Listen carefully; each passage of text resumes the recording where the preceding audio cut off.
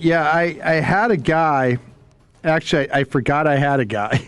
When you have a guy, you can't forget you have a guy. I had a guy, believe it or not. Is this a gang of 8 now? Well, a gang of 8 now, because I forgot I had a guy that actually worked with this guy and knows this guy. I love all the guys on guys. It took me looking up, going through a media guide situation. The Black Book, well done. And I'm like, oh, okay. So here's a guy that actually was working with this guy, with Coach Parker. And I said, hey, give me some insight here. Give me a little insight on what we're getting here. And so I finally got a text back.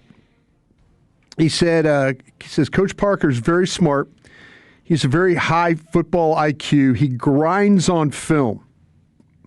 Outstanding teacher. Strong on fundamentals first, then techniques, everyday improvements is what he strives for. He builds relationship with players and gains trust for him for the buy-in. Okay. Firm but fair. Big on holding a player accountable. We talked about that, Dawson. Mm-hmm. Keep it simple so you play fast. There we go. Goal is to find the key that unlocks what motivates a player to get him to be the player, a productive player, reach full potential. Not all players are the same. And the big thing he says was mentor is Vic Fangio. So that's what he described Coach Parker as, that type of a coach. Sounds like what you want. I'm excited. I'm ready to see how this thing goes. Yeah. Yeah, for sure. We know the Fangio connection. He worked under Mike Elko. Mm-hmm. Yeah. Mike Pettin, Ejiro Evero in Denver, Vance Joseph as well. So, I mean, he's been around some great football minds at the college level and the NFL level. Here is Christian Parker actually talking about his coaching style. Letting them know that, number one, that you care. And once they figure out that you care and you're invested in them and their overall development, then the schematics and the technique and everything else take care of itself. But I think that it's very important to engage with those guys, be very thorough and detailed, and not really leave anything to chance, so they know exactly when they go on the field, they have a very distinct plan. They understand what we're expecting from them, and they know what the expectation is from each other. Okay, so there gives you a little window right there. And then he also was asked, this was more recently, that previous clip was when he was in Denver, but he was also asked while in Philadelphia, specific to the DBs, and Walchuk, you referenced this a little bit, like the body type stuff. And we know the Cowboys, when it comes to drafting, they have like specific prototypes that they like at each position. This is Christian Parker talking about DBs and how the body type doesn't really affect things for him. I would say the body types are less important, more about the execution of what we're asking them to do. So each day gets graded from your zone eyes, your coverage, your man discipline, your communication, meeting room, how we're handling that. All those things kind of go into one bucket in terms of how it's a daily evaluation. So we usually try to give them something that we know get better at when we didn't take a step forward at each day, try to progress on that. But I wouldn't say like we're really leaning into something that we want the prototype for that position to be. It's more sort of performance on the field. Cool. I love that. Yeah, accountability, details. Yep. Yeah, we've talked about the different ways this coaching staff has changed the Cowboys' philosophy on a number of things. One of them just the defensive tackles. And it's been embarrassing how much they've neglected that over the years. And hopefully this is an upgrade, because if you don't notice the measurable shortcoming affecting the play, why would you just assume it's going to start hurting them? Trust that tape. Jacob Parrish was one of my guys last year from K-State, was a little bit undersized, but Brian knows this from the stack, man. I'm fighting for the tiny DBs. It is fine for the I'm a big fan of the tiny DB. By the way, another guy just texted me, and we kind of similar to what we all just talked about, but here's something different. He says he finds out what a player does best and works the scheme around the player's strengths. That was something this other guy said. So I mean, it's certainly easier said than done, but that's exactly what you want to hear. Yeah. I mean, that is exactly what you want to hear. And that was one of the things that frustrated us about Eberflus. And I think that's really one of the big line of demarcations from just like your run-of-the-mill coach and your legit top-tier kind of guy. Yeah. It's like, give me the ingredients and I'll tell you what the meal's going to be. I can't just have the meal without the right ingredients. And I think, that idea has been around for a long time. I don't know how the Cowboys got so distanced from it, especially because Dan Quinn was pretty good. good at that kind of stuff. So hopefully this is a big step in the direction of the Cowboys becoming more aligned with what's working across the league. And it's awesome that this guy's been so popular, and everybody that's talking about him right now is just singing his praises for one reason or another. Yeah, and it dates back. I mean, you've had guys that cover the league nationally that for years have been talking about Christian Parker, like he's on his way, and then now today it finally pops.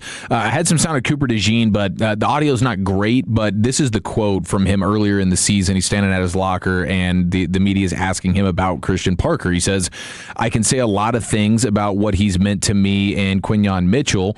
We've had a routine of we go meet with him 2 or 3 times a week to go over the team we're playing or go over different looks. I don't think I'd be the player I am or have the success that I've had without him. He's poured a lot into me and Quinyon as well.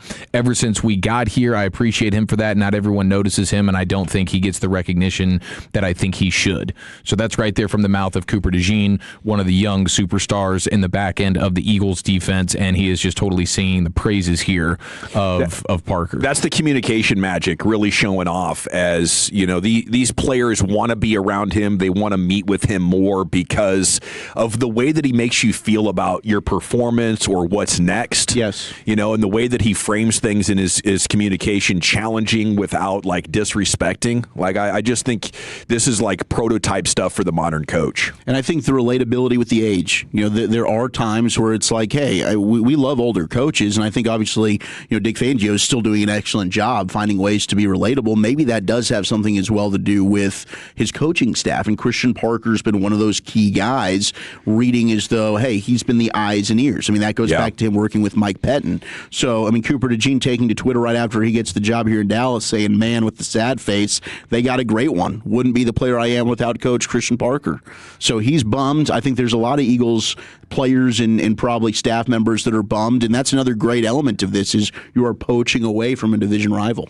And there is such a thing as great assistant coaches who do a magical job of coming in after the head coach or the coordinator and sort of massaging the message or helping the players see it in a different way. And, you know, as we talked about earlier, there's a number of things that he hasn't done yet. Yeah. And that would be one of the first things, like, can you maintain that level of communication and relationship building with an added layer of responsibility where maybe your time is more on a crunch? For sure. I mean, time crunches stress me the hell out. Yes. My kids do not want to be around me if I got to be in a hurry to do something. Agreed. Yeah.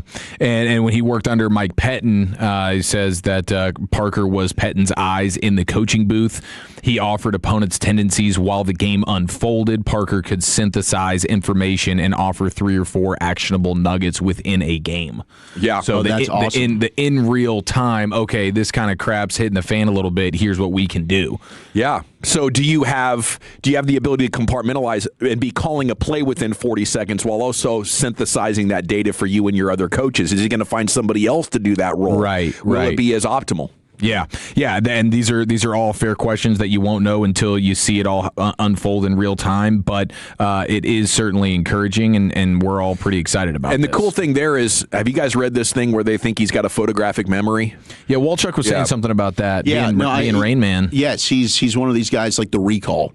It's supposed to be incredible with him, and it made me think of like Sean McVay. We've seen certain videos of him where he's recollecting plays from when he was in a quarterback's coach with Washington. We're talking like 10 to 15 years ago. And Christian Parker apparently has that same type of memory where he is just one of these guys that can regurgitate, like just a football savant. Yeah.